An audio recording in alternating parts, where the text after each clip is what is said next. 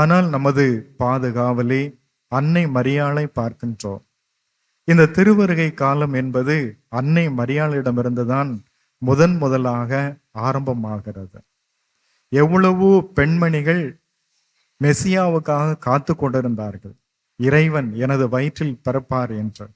ஆனால் ஆண்டவர் அன்னை மரியாளை தேர்ந்தெடுத்தார் என்று பார்க்கின்றோம். எனவே அவ்வளவு தூரம் அன்னை மரியாள் தனது உள்ளத்தை தூய்மையாக வைத்திருந்தார். தான் வாழ்ந்த இல்லத்தை ஒரு புனிதமான ஒரு இடமாக வைத்திருந்தார். எனவே அவர் ஒரு இறைவன் வாழக்கூடிய ஒரு கோவிலாகவே இருந்தார்.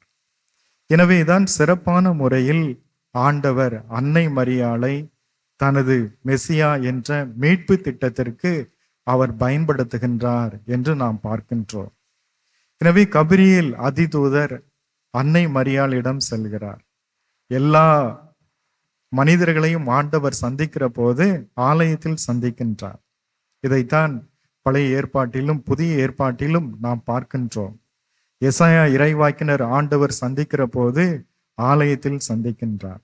அதே போல புதிய ஏற்பாட்டில் நாம் வாசிக்கின்றோம், திருமுழுக்கு யோவானினுடைய தந்தை செக்கரியாவை ஆண்டவர் சந்திக்கிற போது அந்த ஆலயத்தில் தான் சந்தித்தார். ஆனால் அன்னை மரியாளை மட்டும்தான் அவருடைய இல்லம் தேடி சென்றார் என்று பார்க்கின்றோம். அவ்வளவு தூரம் அன்னை மரியாள் தான் வாழ்ந்த இல்லத்தை, தனது உள்ளத்தை இறைவன் வாழுகின்ற ஒரு உறைவிடமாக, ஆலயமாக மாற்றி வைத்திருந்தார் என்பதுதான் ஒரு உண்மை.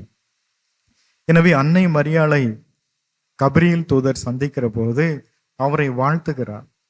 அருள் நிறைந்தவரே வாழ்க, ஆண்டவர் உம்மோடு இருக்கிறார் என்ற ஒரு வாழ்த்தை தெரிவிக்கின்றார்.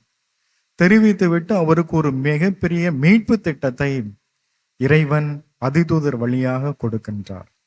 அந்த யூதா நாட்டை சார்ந்த மக்கள் இறைவனை முழுமையாக நம்பவில்லை.